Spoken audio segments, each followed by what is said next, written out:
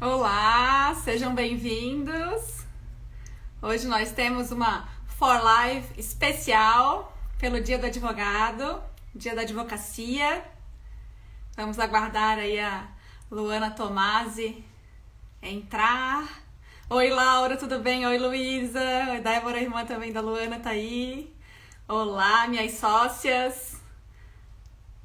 Oi, Amanda. Sejam todos bem-vindos. Estamos muito contentes aí com a presença de todos. Olá, Gisele. Vamos esperar aqui a Luana entrar. A gente vai começar com a Luana e depois vai entrar a Isabela Medeiros. Estamos loucas para compartilhar com vocês as histórias sobre a nossa trajetória, nossa carreira e fazer esse link aí com a advocacia, já que ontem foi o nosso dia, o dia do advogado. Olá, Dona Lília, sempre presente aí nas nossas lives. Opa, a Luana chegou. Ainda não recebi aí o convite para a entrada. Oi, Rose, nós pretendemos deixar a live gravada assim. Só se tiver alguma história muito bombástica, daí a gente não vai deixar. Oi, Tati. Ah, quando o marido assiste também é interessante. Obrigada, Dona Terezinha. Obrigada. Pessoal, então, tô aguardando então a Luana fazer o pedido para entrar, pra gente começar. Hoje a gente pretende responder alguma das perguntas que fizeram. A gente teve alguns questionamentos referentes a como que a gente começou a nossa carreira jurídica. Também perguntaram qual foi o primeiro estágio, se a gente teve algum tipo de indicação para entrar no escritório de advocacia. O que mais que perguntaram para nós? Se a gente tinha alguma dica para uma sociedade de sucesso. Tivemos várias perguntas, a gente ficou bem contente e notamos aí que o tema é relevante, que o pessoal gosta. E só eu não tô conseguindo fazer a Luana se conectar, só um momentinho, gente. Luana. Acho que agora vai funcionar, pessoal. Desculpa.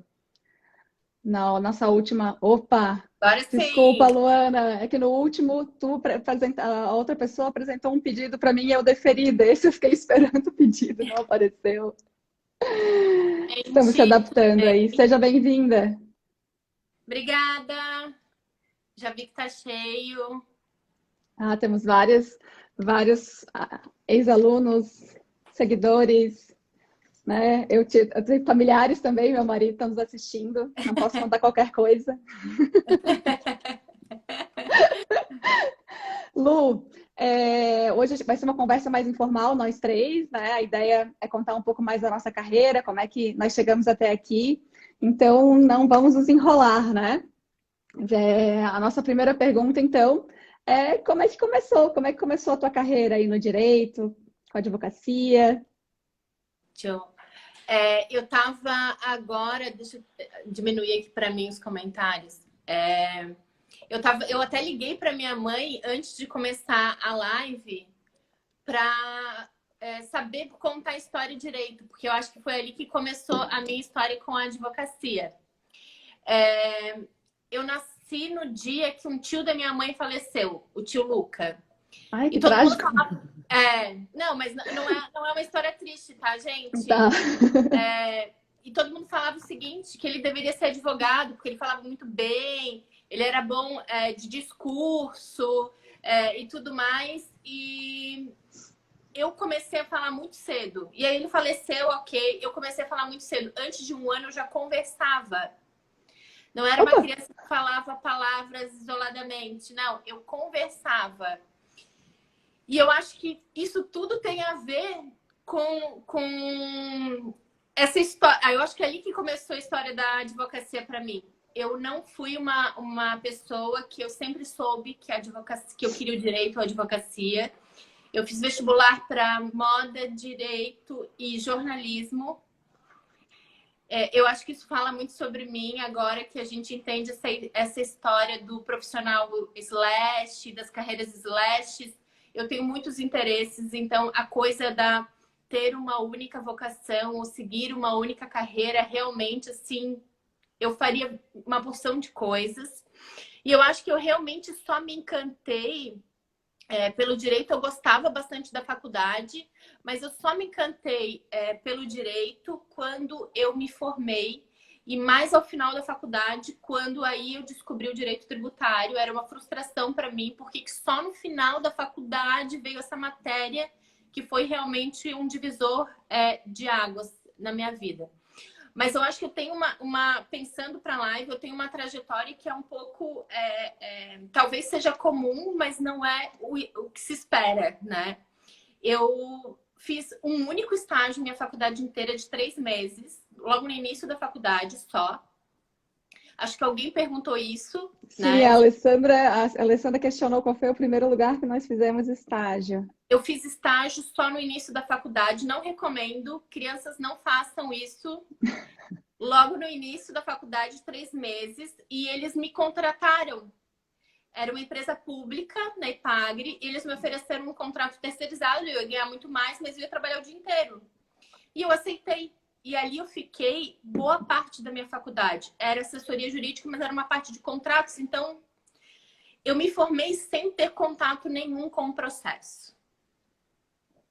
Ponto, não tinha. Eu não tinha nada no meu currículo. Eu não tinha nada para dizer do que eu tinha feito nem nada. Então, eu me formei na faculdade, eu passei na prova da ordem. Acho que depois tem uma pergunta que a gente vai responder sobre a prova da ordem. E eu precisava trabalhar. Quando eu me formei na faculdade, eu tinha uma empresa, central de cópias, e uma coisa que não tem nada a ver com direito nem nada. Então, eu estava lá com a carteira da OAB na mão e eu precisava trabalhar. Eu não tinha nada para dizer sobre a minha experiência. Eu tinha muita clareza. A única clareza que eu tinha nesse momento era de que o que eu sabia não era suficiente para advogar. Essa é uma angústia de muitas pessoas que estão se formando, né, do jovem advogado, que às vezes não puderam fazer estágio, né, ou tinham outro trabalho, ou não tiveram condições de fazer porque tinham que trabalhar. Nem tudo está perdido. Estou eu aqui para mostrar para vocês que dá, tá? Não é o ideal. Para quem está começando, para quem está fazendo a faculdade, não recomendo. É um caminho mais tortuoso, mais difícil. Mas a gente, enfim, do limão a gente faz uma limonada, tá? Então, o que eu fiz foi mandar meu currículo para tudo quanto é lugar. Eu mandei meu currículo para tudo quanto é lugar, realmente, porque eu precisava trabalhar, precisava entrar em algum lugar. Mandei, trabalhei quase 3 meses no escritório, vi que ali não era muito para mim, fui para outro. E uma coisa interessante eu nunca quis montar meu escritório. Porque justamente eu tinha clareza de que eu não sabia o suficiente. E também eu queria aprender, eu queria estar num lugar maior, eu queria ter mais pessoas comigo, eu queria... era isso, essa clareza que eu tinha, que hoje isso é muito evidente e isso se mostra de outras formas para mim. Eu gosto de gestão, eu gosto de ter equipe, eu gosto de novos projetos, e isso tem a ver com estar numa estrutura maior. Naquela época não era algo mais intuitivo. Então eu sabia o que eu não queria. Eu não queria montar meu escritório, eu não queria trabalhar sozinha, eu não queria sair advogando por aí. Então eu fui procurar escritórios. E aí eu comecei em 2 escritórios menores, fiquei 3 meses num, 3 meses no outro. Nesse meio tempo, eu tinha feito o processo seletivo para o escritório onde hoje eu sou sócia, estou há 11 anos. É uma sociedade que deu certo. É uma sociedade que deu certo, né? E era um escritório maior, que era o que eu queria e tudo mais. Eu fiz o processo seletivo, eles me chamaram 3 meses depois só. Entrei e olhava para aquilo lá e eu achava assim, não, é isso. Era isso. Luana, desculpa te cortar. Teve uma pergunta que nós tivemos perguntando se você teve alguma indicação para entrar no escritório. Não. Essa é uma história engraçada. Tá, foi um processo seletivo, então. Fiz processo. Gente, tirando meu primeiro estágio, meu primeiro e único estágio da vida, ali foi uma indicação. Eu nunca entrei ou trabalhei em lugar nenhum por indicação. Eu sempre participei de processo seletivo. Depois, numa outra live, quando a gente comemorar o Dia do Professor, a gente fala da docência. Também fiz processo seletivo, não conhecia ninguém. E no escritório é muito engraçado, porque foi o seguinte, eu cheguei lá assim, ó, eu mandei meu currículo para todo mundo, avisei para todo mundo que eu conhecia, que eu estava procurando um emprego, precisava de trabalhar. E um amigo recebeu uma mensagem no grupo da faculdade, da UFSC, sobre da vaga, de que eles tinham aberto esse processo seletivo. Mandei meu currículo para ele. Uma advogada que trabalhava no escritório pegou o currículo e entregou na gerência administrativa, no RH da época. E entregou dizendo o seguinte, eu não conheço ela. Tá aqui o currículo, olha, recebi lá do meu grupo, porque eu fui divulgar a vaga, mas eu não conheço ela. O que eles ouviram? Ela é amiga da Jana. Beijo, Jana! Foi isso. E a Jana sempre teve um senso de responsabilidade muito grande. Ela jamais indicaria alguém que ela não conhecesse. Então, ela frisava muito isso. Eu não conheço. Não, ela não é minha amiga, eu não conheço ela. Mas ficou que talvez eu fosse, né? Eu não sei se foi determinante para minha contratação, mas o fato é que eu não fui indicada por ela, mas acabei entrando. Nesse aspecto, eu quero dizer o seguinte, eu acredito muito em processo seletivo. Acho que foi-se o tempo que a advocacia só contratava na indicação. Acho que é super importante a gente ter um networking e conhecer. E eu acho que o networking é importante para nos alertar sobre as vagas. Olha, escritório tal está contratando, escritório tal está contratando. Mas não é determinante para você ser contratado.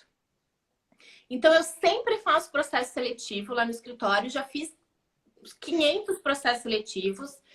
Utilizo currículos do banco de dados. Então, assim, se você acha que ninguém vai ler o currículo que você manda lá por e-mail, as pessoas leem, eu leio, eu seleciono, a gente pega os currículos do banco de dados e faço processo seletivo. Acredito no processo. Eu acho que as pessoas indicam as outras pelos mais diversos motivos. Essa é a minha experiência. Então, se indicam porque é amigo, indicam porque fulano é gente boa, não necessariamente porque conhece o trabalho do fulano. Então, eu acredito muito no processo seletivo. Eu tenho uma história engraçada que é minha também, mas ela é do Lucas, que trabalha comigo. Não sei se ele está assistindo a live. A Gisele tá dizendo que teve orgulho de ter participado de uma seleção aí, ter passado uma seleção contigo. A Gisele foi contratada no processo seletivo, exatamente. A gente abriu vaga e eu fiz a seleção da Gisele. O Lucas foi o seguinte, eu abri processo seletivo e aí no dia lá, enfim, marcado, a gente fez uma reunião, eu abri o processo seletivo, de repente veio a secretária e falou assim, Luana, olha só, chegou mais um candidato, tá atrasado, eu deixo ele entrar ou não? Eu disse, não, deixa entrar. E aí ele entrou. Participou lá, e eu não me recordo, estava tentando me lembrar se ele entregou o currículo dele. Eu sei que ele não tinha nem currículo na hora. Eu não sei se a gente imprimiu ou ele ficou de mandar depois. Assim, essa parte que eu não me recordo bem. Mas o fato é que fizemos o processo seletivo e tudo mais. Ele passou para a segunda fase e contratado o Lucas. Depois de contratado, ele me disse o seguinte. Ele não tinha participado do processo seletivo. Ele chegou lá naquele dia, assim, ele soube da vaga por alguém. Ele não tinha sido chamado, a secretária não se deu conta. Ele soube da vaga e foi carudo lá chegar no dia. Sem currículo na mão. Olha como é a vida. Sem currículo na mão. E teve a cara de pau de entrar no meio do processo seletivo e foi contratado. Era a vaga dele. Não porque ele está lá até hoje. Essa história tem uns 6 anos. Não errei. Mas foi assim que eu comecei na advocacia. E assim que eu entrei, e aí tô lá, e aí depois, ao longo do caminho, a gente foi construindo outras possibilidades, né? Eu quero aproveitar, gente, essa não vai ser uma live comum, porque a nossa hostess, a nossa entrevistada também vai ser, a nossa entrevistadora também será entrevistada. Eu queria muito que a Silvia contasse da trajetória dela na advocacia, porque talvez algumas pessoas não saibam, alunos, né? Que hoje a Silvia trabalha no Tribunal de Justiça, mas a Silvia já foi uma grande advogada antes disso. Eu conheci ela, inclusive, ela foi professora uma parte, dava aula na pós-graduação que eu fazia. E a Silvéria é advogada. Conta pra gente como é que foi teu início na advocacia. Ah, eu vou contar. Com muito prazer. A Alessandra perguntou se eu já tinha advogado, né? Então a resposta é essa. Sim, eu já advoguei há alguns anos. E eu terminei a faculdade e comecei a gostar do direito tributário, até por causa da OAB, porque eu fiz um período de intercâmbio fora. Quando eu retornei, o pessoal que era da minha turma disse: faz a OAB em tributário. Então eu já entrei no tributário estudando e acabei gostando. E nisso eu comecei a fazer um grupo de estudos de tributário com o meu professor que fez o cursinho da OAB, lá o Ricardo, que foi uma grande experiência para Também mim e que me... fiz com ele. Ah, o Ricardo fantástico, né? Beijo, Ricardo. Bem, o Ricardo, então, ele foi o motivo, eu acho que hoje eu gosto tanto de tributário, foi por causa das aulas dele, eram muito boas. E eu cismei com tributário, comecei a entrar na linha que eu entrei no mestrado com o professor Paulo de Barros, ler os livros dele, e aí eu decidi que eu queria advogar, mas eu queria advogar na área tributária. Então eu fiz uma pesquisa de todos os escritórios de Florianópolis que atuavam na área. Eu acho que eu não cheguei ao número de 10. O que eu fiz? Eu peguei o meu currículo, que tinha muita coisa acadêmica, tinha alguns estágios, mas tipo, escritório de advocacia, eu estagiei lá na primeira fase e não fiz nada muito relevante. Então, assim, eu trabalhei um ano, 6 meses na vara da fazenda pública, 6 meses na vara da família. Depois eu trabalhei na faculdade, mais essa parte acadêmica. Então, eu não tinha experiência, assim, de escritório. Isso contava negativamente para mim, mas eu tinha umas coisinhas positivas, quer dizer que eu fazia grupo de estudos em tributário, que eu estava começando a minha pós em tributário. Então, eu fiz meu currículo e fiz também uma carta de apresentação direcionada ao sócio, que eu fiz a pesquisa, eu fiz um trabalho bem feito, eu pesquisei quem era o advogado de cada um dos escritórios que atuava nessa área. Na época, a gente não se usava tanto assim e-mail, então eu peguei um envelope, coloquei a carta de apresentação e o currículo e fui lá e entreguei para todas as secretárias. Hoje, eu acho que se eu ia dar um conselho, eu ia dizer, vou tentar falar com a pessoa. Eu acho que eu ia bater na porta para falar com o advogado. Mas na época eu não tive essa cara de pau, eu tive a cara de pau de entregar os currículos. De todos esses currículos, eu tive o retorno apenas de 2. Um depois de muito tempo e um foi do meu primeiro escritório. Então, eu participei dessa seleção porque eu deixei o meu currículo lá. E eu acho que isso é importante, né? Às vezes não tem uma vaga aberta, mas às vezes a vaga aparece. E às vezes a vaga aparece, ela tem que ser preenchida para ontem. Então, o seu currículo estar lá, né, disponível, né? E se você conseguir conversar com essa pessoa, dizer que você está disponível, também é importante, né? Então, no final das contas, foi super legal essa minha experiência. E eu fui chamar na primeira entrevista, eu não tive tanto sucesso, né? Tá engraçada essa história, porque o advogado que foi me atender nesse escritório grande de tributário, nosso máximo, eles tinham filial em São Paulo, Brasília, não, eu tava assim, super nervosa, me arrumei toda, fui lá. E aí, quando eu fui ser atendida, o sócio que me atendeu, para minha surpresa, foi bem um homem, né, que namorou com uma amiga fazia muito tempo e saiu escondido naquela época. E a dedo duro fui eu. A delação. A delatora fui eu. E, então foi super constrangedor na época, mas eu fui e ele foi super profissional. Fez a entrevista, mas não me chamaram. Algumas semanas depois me chamaram de novo e outro sócio me atendeu. Esse outro sócio ficou meu amigo depois, me contou que rolou o boato brincando que eu tinha dedurado ele, mas ele sempre foi muito profissional. Tanto que assim, eu sei que ele foi um voto favorável para a minha entrada. Eles queriam alguém com experiência, não tinha. Então, em 2 semanas não encontraram ninguém com experiência. Vai quem? Vai a advogada cara de pau que entregou o currículo, né? E que está ali, né? Disposta a estudar, a aprender. Então, acho que isso aí é uma dica que seria interessante dar para os advogados que estão começando, né? Eu acho uma coisa que é bem interessante que tu disseste pelo seguinte, às vezes, assim, é uma vaga que eu não me encaixo 100% nela. Não deixa de tentar, manda teu currículo. Porque a gente não... Gente, assim, tem o mundo ideal e tem a vida real. Então, no mundo ideal, tu só vai preencher aquela vaga se o sujeito tiver 100% daquilo que é pedido. Mas na vida real, às vezes é isso. A gente precisa preencher a vaga para ontem. Então, não deixem de mandar. Não deixem de cadastrar seus currículos. A gente tem muito aluno aí que está nesse processo. Não deixem de cadastrar seus currículos nos bancos de dados, de fazer os contatos. E não dedurar ninguém, né? Que a gente nunca sabe quem que vai te contratar depois. Ou dedurar, né? Sei lá, né? Enfim, não sei.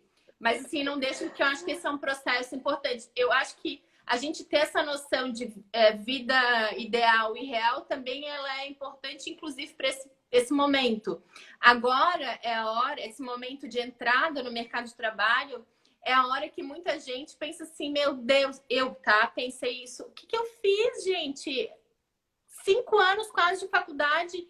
Por que eu não tracei? Eu tinha a possibilidade de traçar estrategicamente assim um caminho mais favorável para mim. E eu não fiz. E essa foi uma coisa que a gente bateu muito, né, Silvia? A gente dividiu uma cadeira de gestão de escritório e de carreira no PPD5, aí coordenado pela Isabela, onde a gente falava isso, não, já vai fazendo isso durante a faculdade, já vai construindo, já vai pensando o que tu queres, vai maturando. Mas eu não fiz. E nem sempre a gente faz, e agora não adianta chorar o leite derramado. Então agora é ir para frente e buscar se encaixar naquilo que tu quer. A gente falava antes, eu e a Silvia, o seguinte, é muito bom que se tu consigas mapear, se tu tens essa possibilidade de mapear o que tu queres, qual é o tipo de escritório, qual é a área, e aí focar só nesses. Mas às vezes a gente precisa trabalhar. E tá tudo certo. Então entra aonde dá, adquire experiência, dá o teu melhor, porque também as coisas mudam, a vida muda, daqui a pouco aquilo que tu achavas que tu queria, tu já não quer mais. Ou então não, começa a trabalhar, ganha experiência e aí mantém aqui o foco no que tu queres e dali tu segue. Eu acho que isso é bem importante. A experiência que a gente adquire, assim, independente da área. Não, eu adoro direito tributário, mas agora não apareceu uma vaga em tributário, mas você pode fazer em outra área e o direito ele é uno, né? Então, tudo do direito ele vai ter uma certa ligação, tanto que em tributário tem vários outros ramos, né, didaticamente separados que a gente utiliza para aplicar no direito tributário. Hoje em dia a multidisciplinariedade tem muita relação com o profissional do futuro, então entrem de coração aberto, se dediquem. E outra coisa, façam o seu melhor. O segundo escritório que eu fui trabalhar, na época, eu não tive seleção. Eu não tive seleção porque o Ricardo, que é esse professor aí, ele estava indo para esse escritório, então ele conversou com outro sócio que me conhecia desde criança, então ele falou, não, pode contratar a Silvia. Eu não passei por uma seleção. Por quê? Porque ele era meu professor na pós-graduação e eu era dedicada, eu estava lá, eu era responsável e eu acho que eles queriam essa característica e eu não precisava de uma seleção para mostrar que eu tinha aquele conhecimento. Então, dar o seu melhor em todas as atividades que a gente faz pode gerar, para mim, gerou bons frutos, né? Que foi o que aconteceu no segundo escritório que eu trabalhei. Aqui tem uma porção de ex-aluno nosso do PPD5, Amanda, Denise.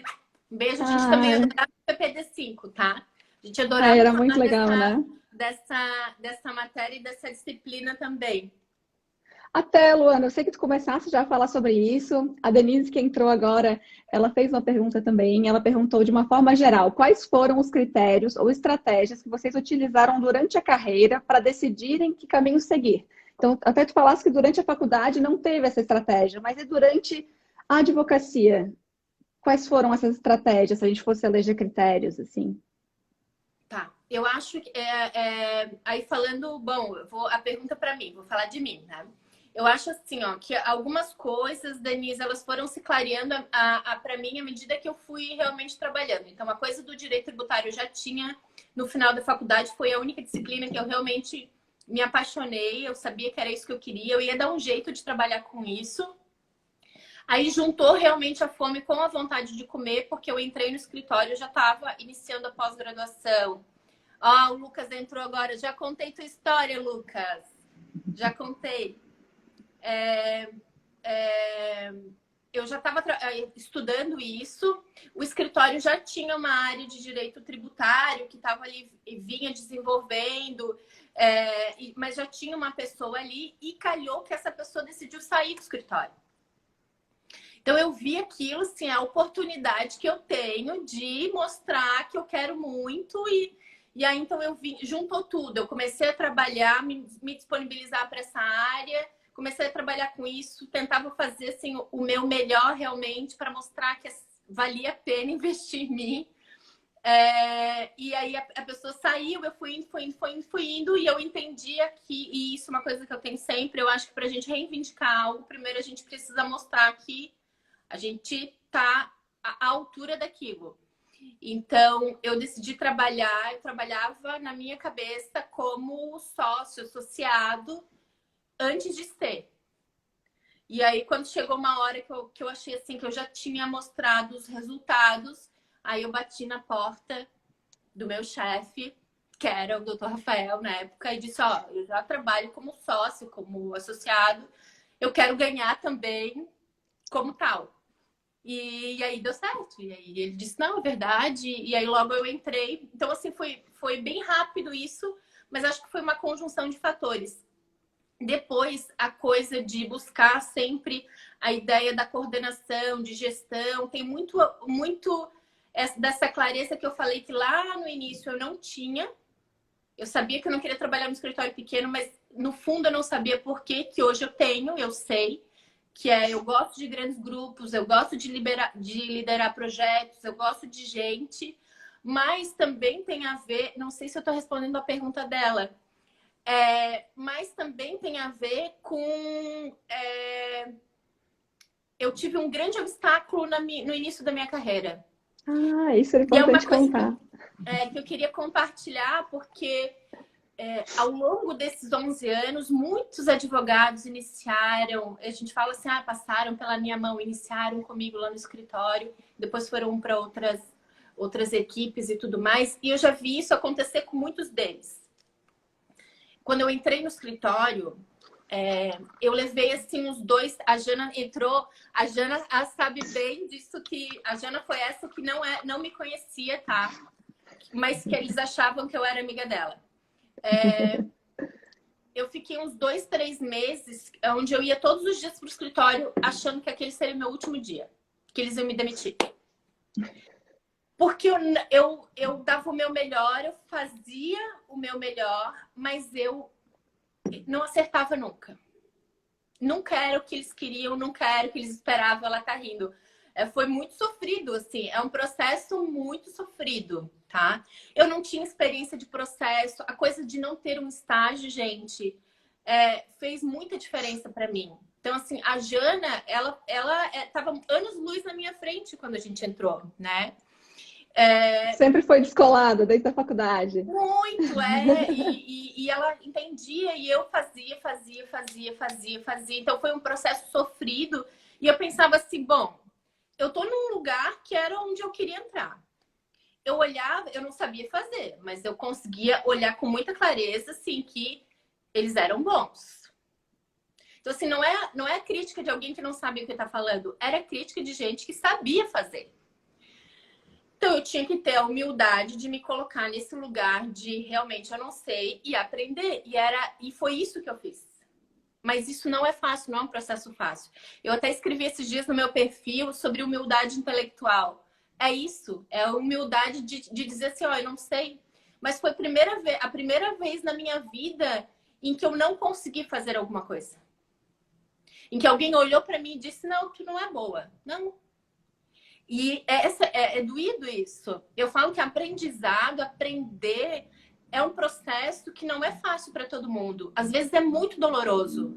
É difícil, a gente tenta e vai, é frustrante. Mas chega uma hora, eu falo sempre isso para os meus advogados, os advogados da minha equipe, que eu treino. Chega uma hora que parece que dá um clique. E parece que aquilo vem. Eu ia todos os dias e achava que todo dia eles iam me demitir. Eles só não me demitiram, eu acho que não tinham coragem de me demitir. E eu pensava assim, ó, se eles me demitirem hoje, então eu tenho que absorver, aproveitar o máximo que eu conseguir. Eu lia tudo que eles faziam, eu fazia tudo, qualquer coisa que me oferecessem eu topava para fazer, porque eu queria aprender, porque assim, meus dias estavam contados. Então, eu tinha que aproveitar da melhor forma possível. Bom, 11 anos se passaram, tá? E depois deu clique, a coisa funcionou e tudo melhorou. Mas isso me deu muita clareza, assim, de que isso ajudou a construir, Denise, o meu caminho. Isso, eu não sei se essa foi uma estratégia, mas isso abriu que essa dificuldade que eu tinha, muita gente também tinha. E aí eu decidi que, a partir daquele momento, quem fosse trabalhar comigo, que entrasse no escritório, eu realmente ia pegar pela mão. Ia ensinar desde o básico. Então foi isso que eu fiz. E esse é um desejo, uma vontade minha genuína, realmente tem muito a ver com a docência também. Da gente ensinar do princípio, porque não é fácil, a gente não sai da faculdade sabendo, eu não sabia.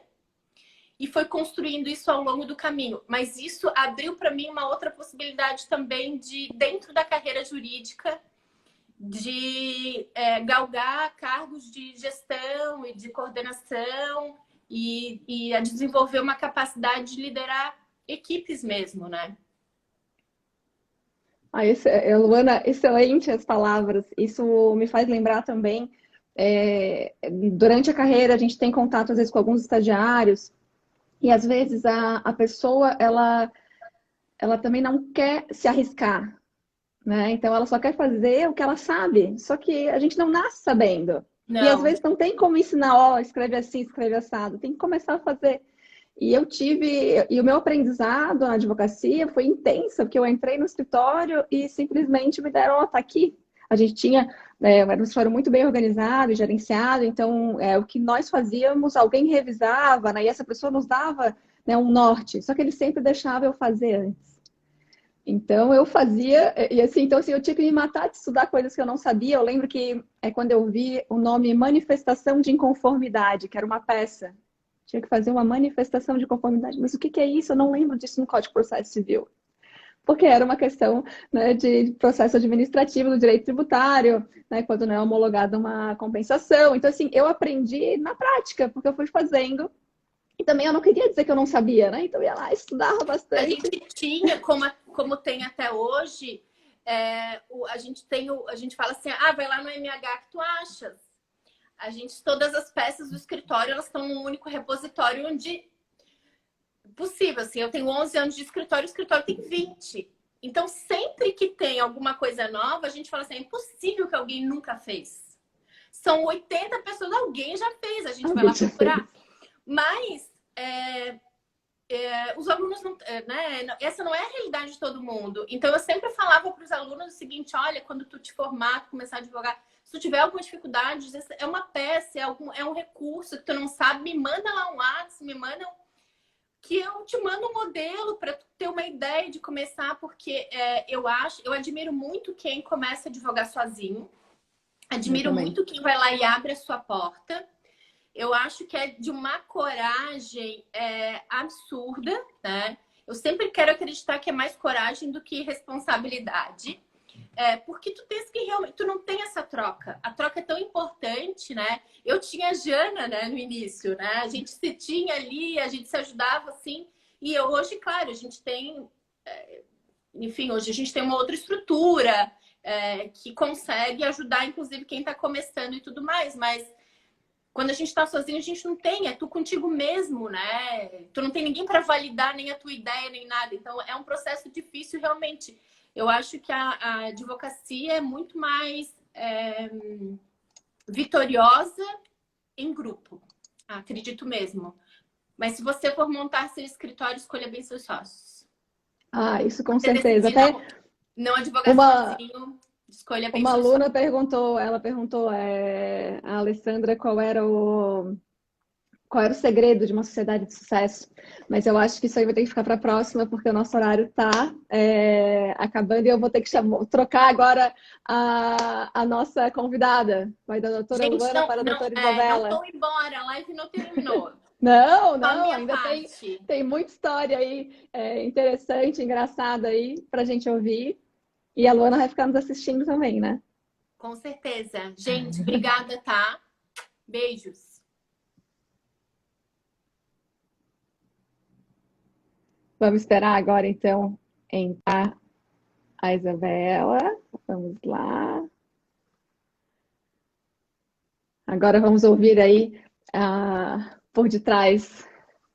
Olá, chegou minha Olá! vez. Seja Prefere, bem-vinda! primeiro de tudo, esse enquadramento para eu ficar longe dos comentários ou fico mais no meio? Que tal? Olha, boa ideia. Você ficar um pouquinho pro lado, não fica em cima dos comentários. Boa ideia. Doutora Isabela, sempre à frente do seu tempo. Bela, já queremos começar sabendo de tudo. Como que começou a sua carreira? Ixi, a Luana está dizendo que a gente está sem som. Tá sem som? Vamos ver Estamos sem aqui. som para todos ou só para a Luana? Vamos lá, pessoal. Alguém pode dizer aí pra gente, mandar um joinha? Estamos com som ou estamos sem som? Ó, a Olá, Adri, Adriana. lá, tá com som, Adri? Aqui tá funcionando. Ah, então tá. Ah, então tá.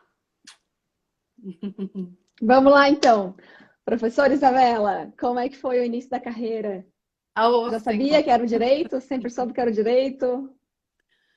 Não, eu sempre tive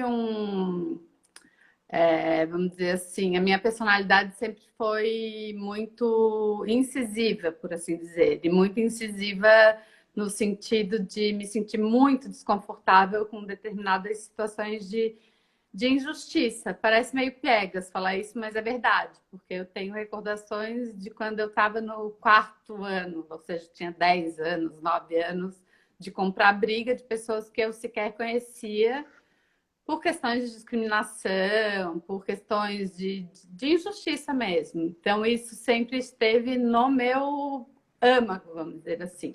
Então, esse só foi um perfil que sempre foi meu, nasceu comigo. E outra questão é essa. Gabriela! Sempre Gabriela, Isabela.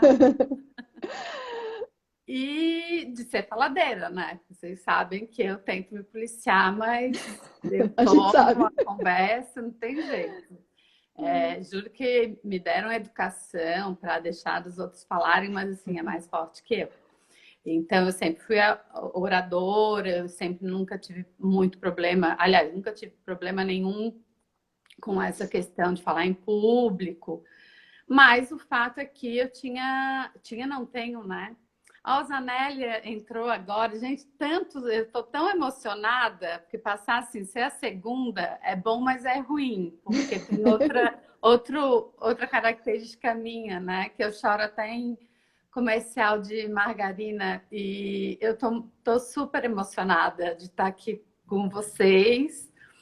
Ixi, será que eu vou chorar? De estar aqui com as minhas sócias de um projeto que para quem não sabe, não surgiu na pandemia, surgiu porque a gente sempre trabalhou muito bem juntas. Enfim, vamos voltar. Mas eu tenho pai e mãe médico, eles hoje estão aposentados, mas assim, medicina é um trabalho muito intenso. E meu pai sempre foi trabalhava com terapia intensiva, então era mais intenso ainda. Então eu via o meu pai trabalhando loucamente e trazia alguns casos, pelo menos não tão cabeludos, né, para casa, e aquilo me encantava. E me encanta até hoje, tanto que eu sou louca por séries de medicina, essas que espirram sangue para todos os lados, eu adoro assistir. Então, eu convivi com isso, eu sempre tive uma habilidade muito maior no colégio, sempre fui uma excelente aluna e no colégio eu sempre me destaquei muito nas exatas, tanto que nas exatas e em redação. Eu era uma boa aluna em todas as disciplinas, mas eu realmente tinha esse destaque em física. Eu também gostava de matemática, meu Deus, como eu gostava de matemática. Eu amava, tanto que eu gabaritei no vestibular da UFSC. A prova de física e de matemática. Não, física não. Oi? Física eu não, matemática sim, eu fui bem em física. Mas... não, fiz 30 pontos na minha época, né? Agora e aí... Mas a escolha, ela veio, eu acho que E aí já vamos falando, né? Eu fiz o terceirão em 1993, e esse é um parênteses que depois eu acho que a gente vai conversar, o quanto a nossa distância de idade, que vamos lá, tem um hiato aí de pelo menos 10 anos, modifica tudo, inclusive o caminho na carreira, sabe? Há 10 anos antes, né, de vocês, eu comecei 10 anos antes, e tudo é muito diferente. Mas, assim, tentando ser o mais objetiva possível, eu acho que eu escolhi foi no ano do terceirão mesmo, mas mesmo assim eu fiz um vestibular por experiência em julho para direito. Eu ainda namorei com economia porque ficava por conta de influência dos meus professores de matemática e de exatas, porque naqueles simulados dos terceirões eu sempre ficava em primeiro lugar nessas disciplinas. Mas aí uma questão muito decisiva foi uma visita que eu fiz e uma tia minha, que na época, hoje ela mora aqui em Florianópolis, foi nossa aluna lá no Sesusc. E ela gerenciava um escritório enorme em São Paulo, aqueles da Avenida Paulista. E quando eu entrei nesse escritório, fui visitar, eu olhei aquele mundo de cinema, assim, eu disse, assim, é isso que eu quero, fazer todo mundo correndo e correndo atrás de prazo, e ela me mostrando já em conferências e conferências em inglês, para um escritório com sociedade... com o escritório dos Estados Unidos, e eu fiquei fascinada com aquilo. E aí eu defini, não, é isso, e tanto é que eu fiz um único vestibular, e nesse ponto acho que talvez esse seja um defeito meu, e mais à frente, se a gente tiver tempo para conversar, isso vai vir à tona, porque foi determinante para a escolha da advocacia. Eu fiz um único vestibular, e passei, mas assim, no dia seguinte da último dia de prova, que na época era uma semana de prova, eu fui viajar. Porque para mim eu tinha passado e ponto final e deu. Vira a página, vamos começar a faculdade. Então foi isso, a escolha foi bem no terceirão mesmo, nunca foi... E como é que começou a carreira em si, Bela? Tipo, quando é que tu começasse a advogar? Foi direto? Pensasse em concurso antes? Então fez vamos pós? lá. Como... Diferente da Lu, eu fiz estágio desde a primeira fase. Eu estagiei durante toda a minha faculdade, em diversas carreiras. Eu nunca tive uma definição muito firme pela advocacia, mas eu sempre fui muito metida, não num sentido... Quer dizer, tem gente que acha que eu sou metida mesmo, né? Mas no sentido assim, que eu chegava, o primeiro dia já fuçava tudo e queria, sabe? Eu sempre fui. Agora, hoje em dia se fala em proatividade, né? Então, talvez seja esse o termo. Entendo. Então, eu estagiei em todos os locais e terminei meu último estágio foi no Ministério Público Federal. E saí com um certo encantamento pelo direito administrativo.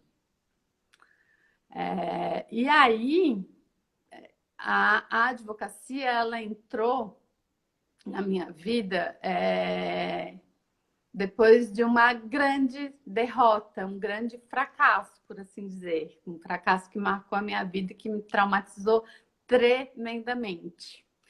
Porque, assim, por uma questão na minha vida pessoal, eu era formanda e eu ia me casar no ano seguinte. E na época, era 99 para 2000, a carreira que tinha uma perspectiva assim, de receber algum salário mais substancial, mais rápido, era a docência. As pessoas entravam no mestrado e já começavam a dar aula. E eu disse, então pronto, então vou estudar para o mestrado. E eu passei meses estudando para o mestrado, e isso é uma característica minha também, eu sou muito determinada. Então, quando eu digo que eu vou estudar para o mestrado, ou quando eu digo que eu vou fazer minha dissertação, e aí agora mais mas recentemente vocês vivenciaram, quando eu digo que eu vou escrever uma tese, são 10 horas, 12 horas, 14 horas por dia, porque eu estabeleço metas. E eu estudei muito. E esse era o meu plano A, eu não tinha plano B, eu tinha o plano de fazer a O seleção do mestrado. mestrado, Uhum. passar na seleção do mestrado e começar a dar aula. E eu não passei na seleção do mestrado. E aí o meu mundo literalmente caiu. Porque eu até estou vendo que minha mãe está aqui, porque foi minha mãe que me socorreu. Eu nunca vou me esquecer esse dia. Porque eu sou a primeira filha, a primeira neta, enfim. Então, é aquela coisa. Não, a Isabela dá conta, a Isabela dá conta. E a Isabela, pela primeira vez, não deu conta de algo que todo mundo imagina. Ela vai dar conta. E, enfim, meu plano B surgiu, eu fui fazer uma especialização em Curitiba e que exigia, eu sabia que a minha luzinha ela tá aquecendo, tá super aquecendo. Me exigia uma ida para Curitiba e uma permanência em Curitiba durante 3 dias na semana. E aí eu logo comecei a assessorar um procurador do estado lá de Curitiba. E na época, procuradores do estado que passavam até determinado ano podiam advogar também. E eu tive contato com o escritório de advocacia. Deixa eu ver se desse jeito dá. Não é tão bom, mas vai ficar assim. Com o escritório de advocacia também. Então, foi meu primeiro contato com a advocacia. E Bela, aí eu assim, vamos aproveitar porque a gente não tem tanto tempo, né? Então eu já quero chegar na minha pergunta de ouro para ti, né? Qual foi o momento mais marcante da carreira? Que na realidade, tipo assim, tá todo mundo esperando a tua resposta, né? Porque, né, o STF eu acho que deve ser o auge da carreira de um advogado, né? Eu acho que foi, pelo menos para mim, eu tenho essa lembrança tua lá, né? Passando na televisão, na faculdade, todo mundo parando para assistir, porque foi um caso emblemático. Phil, e se eu te disser que não foi? Não. Não, esse foi um momento realmente muito marcante. Mas, assim, o momento mais marcante da minha advocacia foi quando eu, então, advogada, eu passei 13 anos para tentar novamente o mestrado e abracei a advocacia.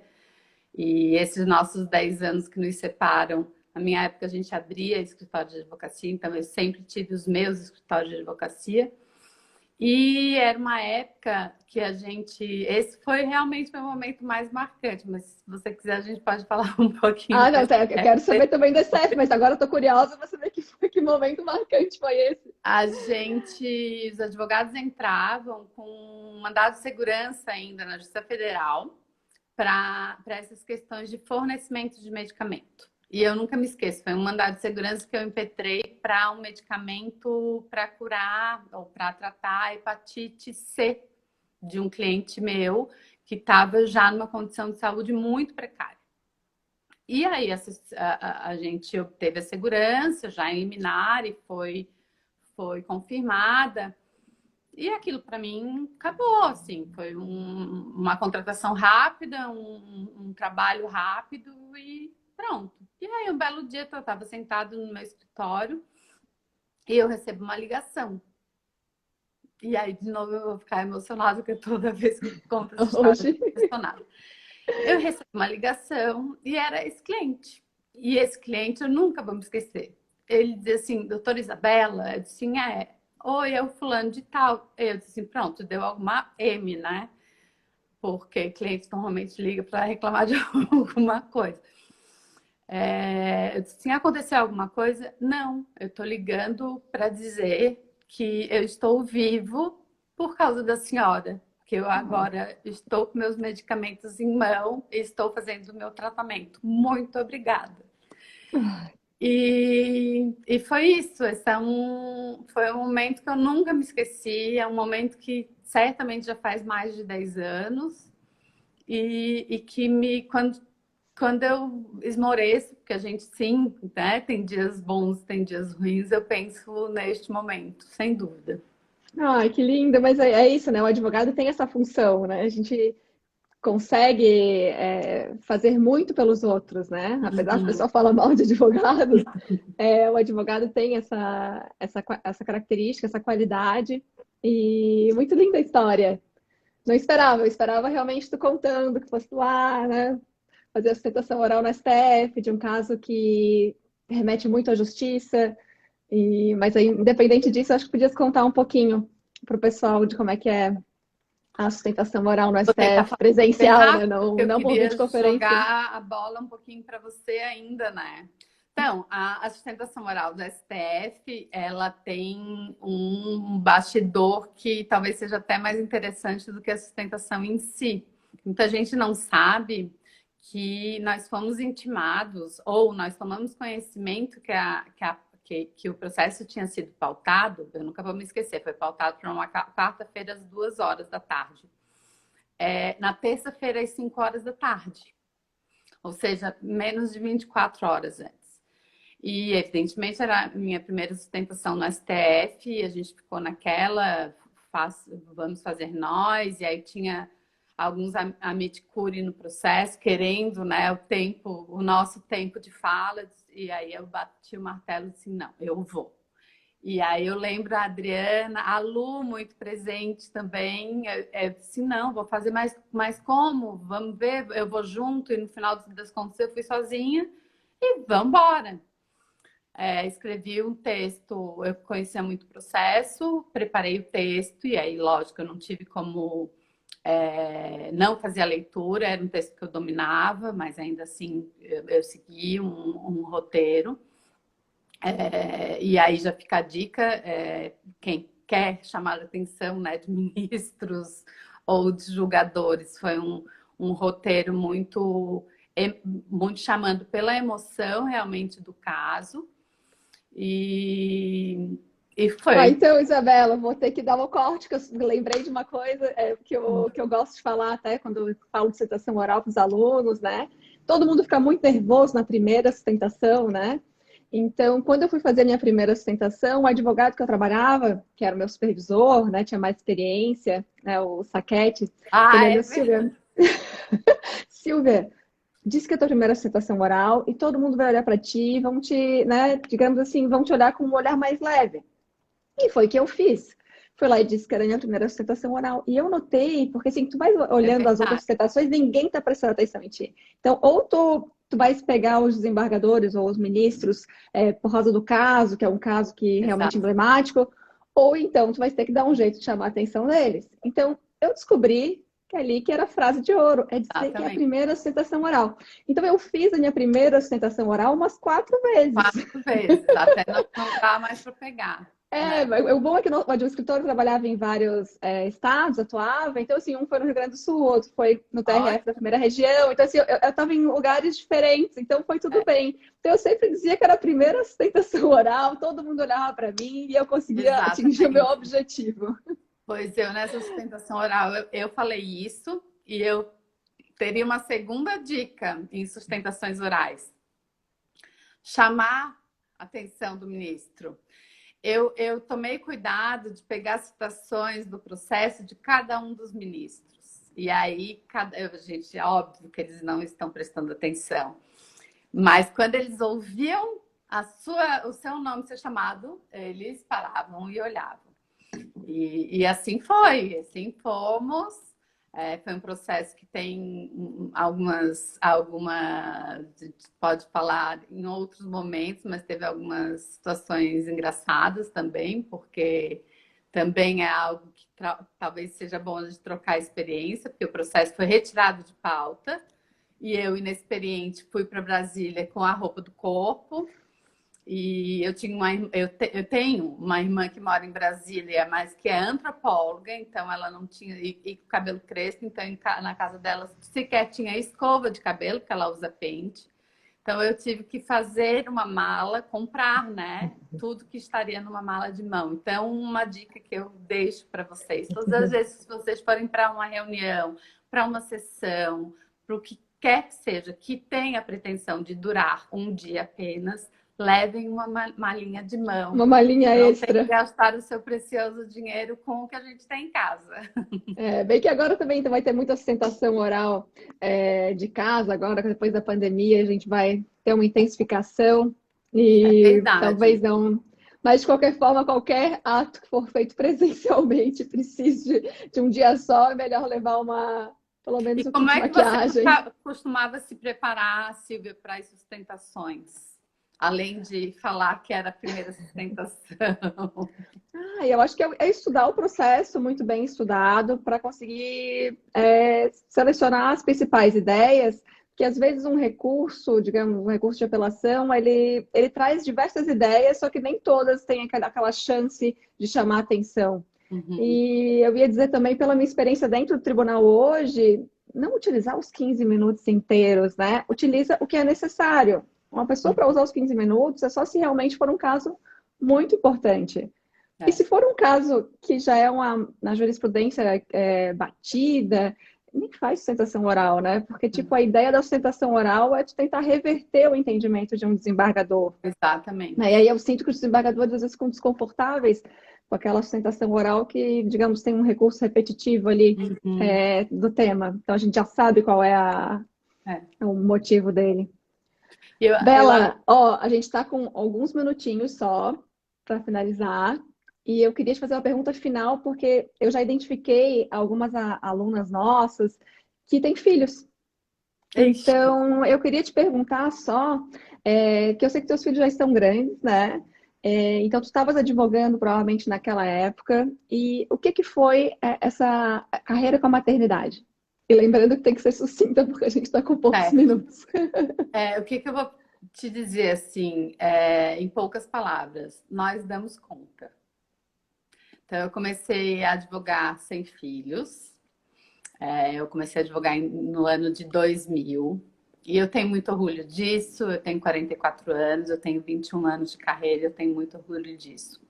Meu primeiro filho nasceu em 2003. Eu não parei de advogar. Meu segundo filho nasceu em 2006. Eu tenho 21 anos de carreira de advocacia e 18 anos de docência. O meu segundo filho nasceu em 2006, eu já era professora e advogada.